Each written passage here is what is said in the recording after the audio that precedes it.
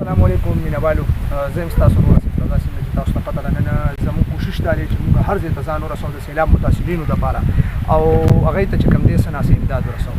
نن موږ راغلي یو دلته کې دغه ته د جالې بیلې یو سیټ دی لنډي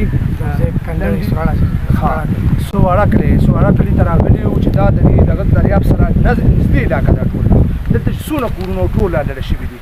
نو تاسو موږ سره اوسئ، انشاءالله زموږ به کوشش دا وي چې د هر یو کور ته موږ امداد ورسوو. ډېره مننه.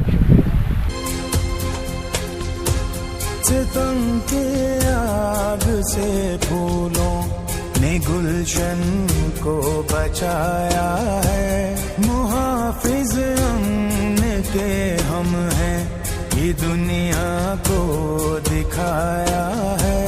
हमारे फूल से बच्चे शुजात के निशान ठहरे, सितमगर के लिए जो मौत ये जर्री जवान ठहरे, इन्हीं की जुर्रतों ने कौम को यकजा बना